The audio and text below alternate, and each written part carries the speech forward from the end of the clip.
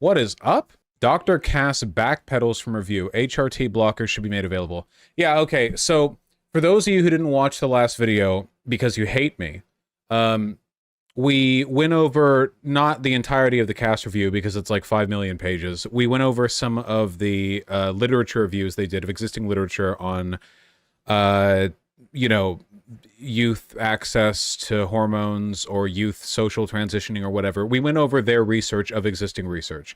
The basic summary is that the Cass report is bunk. It doesn't hold up on its own scientifically. Like the scientific merits of it are non-existent. It's not even like a poorly structured, inconvenient factoid of a report. It's just a bunch of horseshit.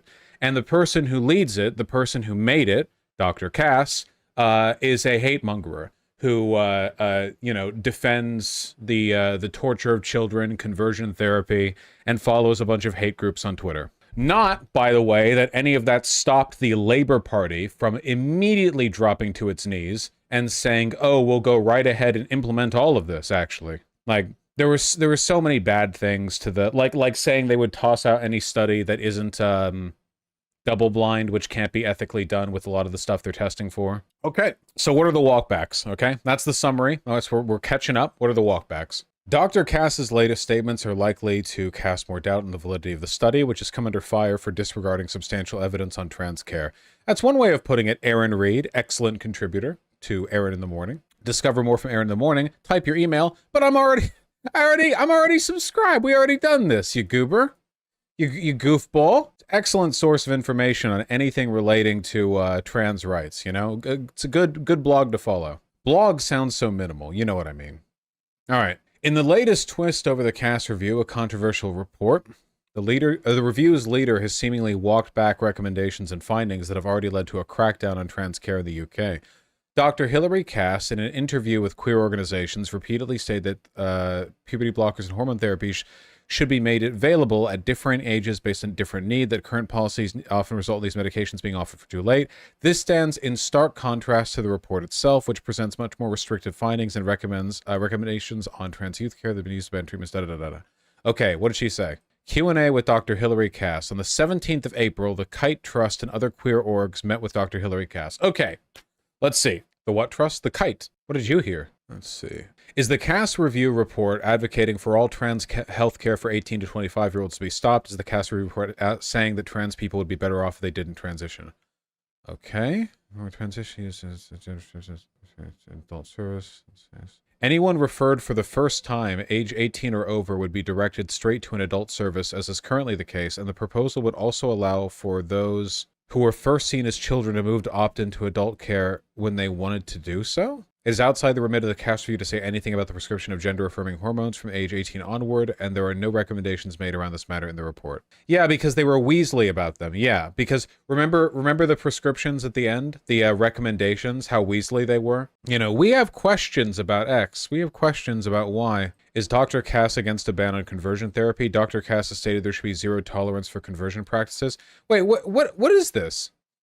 Met with Dr. Hilary Cass and her team to get answers to questions raised by trans young people. Are they just backpedaling? Like, but for what reason? Nobody backpedals without a reason. You don't backpedal for fun. It's Cass and their team. Why would the team answer this if Cass is there? The Cass review report does not conclude that puberty-suppressing hormones are an unsafe treatment. This is very weird. This is very weird. Is the Cass review report saying that being trans can be caused by neurodiversity, mental health conditions, or traumatic experiences? No. Yes? Yes, the report explicitly did. Yes.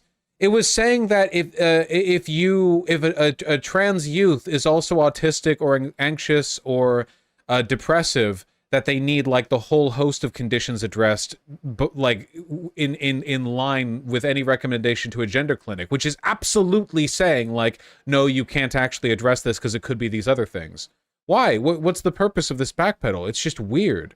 It comes across as more shiftless than responding to pressure. Well, that's weird. Why were 100 out of the 102 studies on puberty blockers and hormones rejected?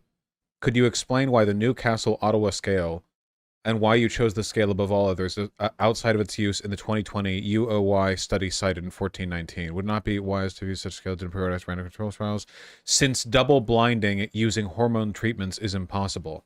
So this is one of the central criticisms of the CAS review report, which is they said that basically all research that exists on trans youth is not useful because it doesn't use a double-blind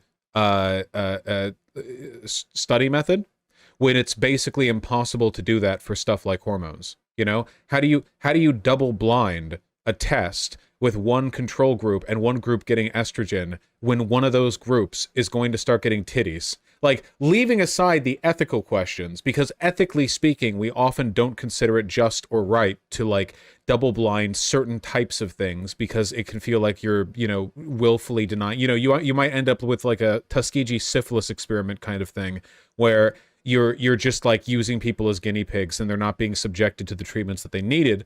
But like at the same time, what do you do when half the group gets titties? You know, how do you double blind that? Like here, it's been a while since I graduated, so let me just, as a reminder for you and for me, a double-blind study, a type of clinical trial in which neither the participants nor the researcher knows which treatment or intervention participants are receiving until the clinical trial is over. So basically, Dr. Cass was saying, like, well, why didn't all of these studies on whether transitioning or hormone blockers or whatever else, why weren't they all done double blind? Which would literally mean, like, yeah, half of these trans youth would get the medicine and half wouldn't. You would know these studies are done over a period of years. Don't you think you'd notice which one of them got the estrogen or the testosterone or the hormone blockers? Don't you think you'd notice? Don't you think, like, double-blind studies are very, very, very, very, very useful, but they can't be applied to all types of studies, you know? Like, like, a double-blind study has to be for stuff that can, like, actually truly be invisibly applied and researched, you know, to minimize bias or any kind of external influence. God, that sounds like torture for the trans person that didn't get the right treatment but is hoping and praying and thinking about the whole time. For years, true, too, yeah. For years. It is. And you know what? There's actually a historical precedent for this. Very specific, if you can believe it. Just a moment. There were some very infamous cases when they were treating, I believe this is it, where they were treating HIV and AIDS, where they were trying to do it double blind, or at the very least single blind, where the recipients didn't know whether the medicine they were getting was supposed to save their life or not.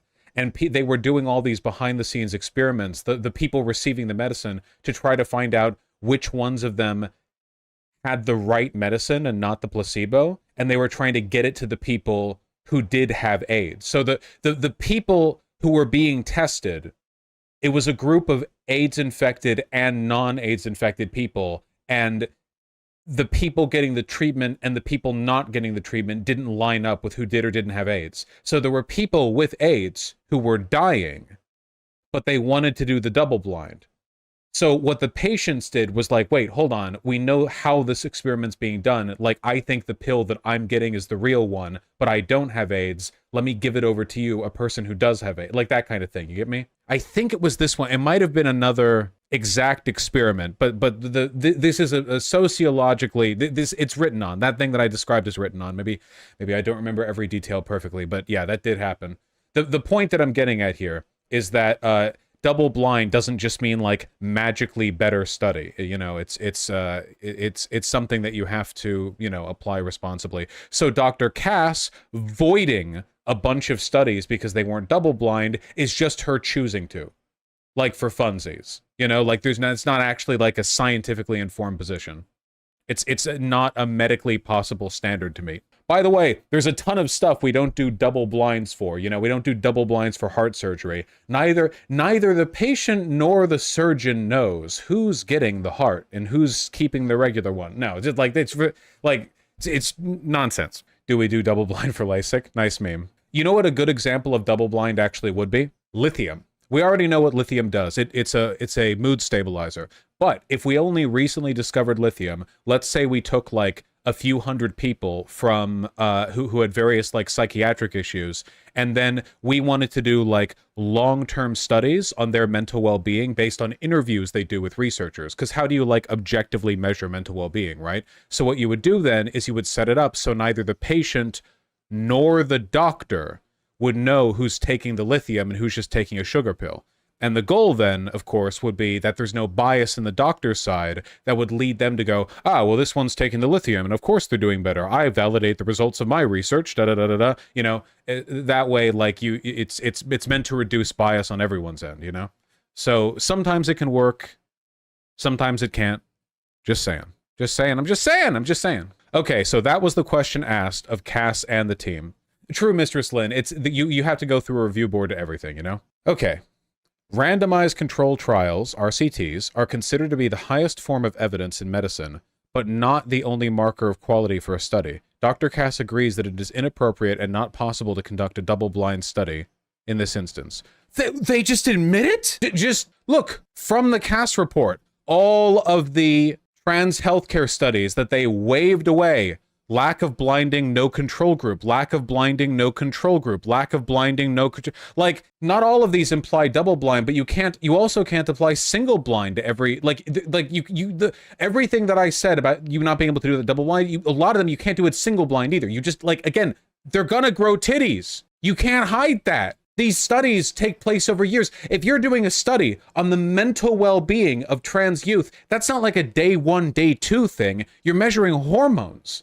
Like, this is going to take a while. You can't do it. It's not possible. And they downgraded these because they didn't adhere to standards that aren't possible. I think this is to get ahead of medical review boards questioning their license status. I don't even know. I don't even know. Why would she do that? She could stop being a doctor and just go on conservative grift media circles and make twice as much money, 10 times as much money. I think you need to understand how the British media ecosystem works. They get the initial big headlines out. These walkbacks just won't be heard by most people. That's so So what you're suggesting then is, like, you think, like, they published the Cass report not only knowing that it was complete bullshit, but also that, like, day 2, they were going to just walk it back because it didn't matter anymore. The Cass report's already out, you know? The Andrew Wakefield shit, exactly. Yeah, f it, whatever. Bleh, you know, here, all this fake evidence, blah, blah. This is how every big story in the UK works. I can give you dozens of examples. You guys suck so much. God, you're like the US, but worse in every way. Oh my God. Okay, so here in the first response, right here, just a flat open admission that they were bullshitting. Within the evidence considered, Dr. Cass stated there were hardly any RCTs in the existing studies, and the study type was not the main factor in deciding whether studies were included. Factors around the size of the study as well as the period and extent of the follow-up were part of the decision. Waffling means nothing. A walk back has already happened. The rest is just, like, supportive waffling. The Cass review report took evidence from studies that were deemed medium quality as well from the 2 that were deemed high quality. Dr. Cass stated many of these studies didn't necessarily provide evidence for what they needed them to look at, particularly the psychological impacts over an extended period of time. Dr. Cass feels the NHS now has a challenge to build trust from trans young people. Jesus Christ. These people, God, just the whole time they knew. They put together this hack job. They were commissioned, they're hitmen. They were commissioned to do a hack job that would give them political pretext to go even further, which they have. And it's not even a conservative thing either. The Tories were already anti-trans. The Labour Party was the one that was immediately like, yes, us too. Like, this isn't even a far-right thing. At least over here in the United States, we can be reasonably sure that most of the crazy anti-trans stuff is coming from the right, you know? There's steady footing there. Put your back to the Democrats on trans issues. For the most part, they're fine. But over here, no, just, oh, here's our pretext. Even Stonewall Scotland, the advocacy group, was like, oh, the Cass report, it's not the, you know,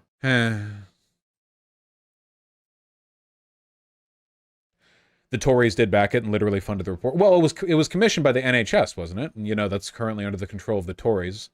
It seems to have been mutually politically beneficial. Actually, Biden just expanded Title IX for trans protections. Yeah, like, again, we saw this earlier, but nice contrast over here. Biden expands Title IX protections for pregnancy, trans people, and sexual assault victims. So over here in America, thank you. Thank you. Thank you.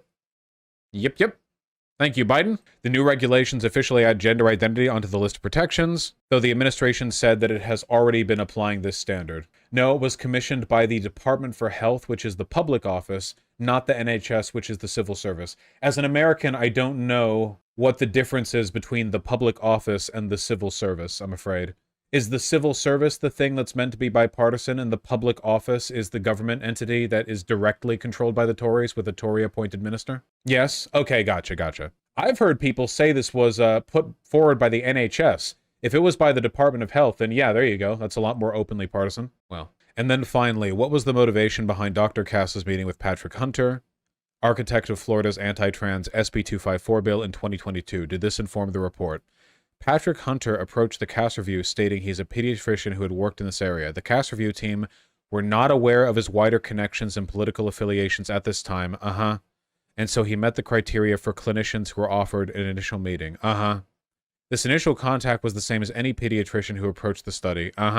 Okay, so this is just bullshit. Okay, I don't care. I don't care and I don't believe. All right, well, now we know. Man, that's wild. That is, okay, yeah, I guess I'm not familiar with the, like, abject horror of the British, of British media and the way it operates.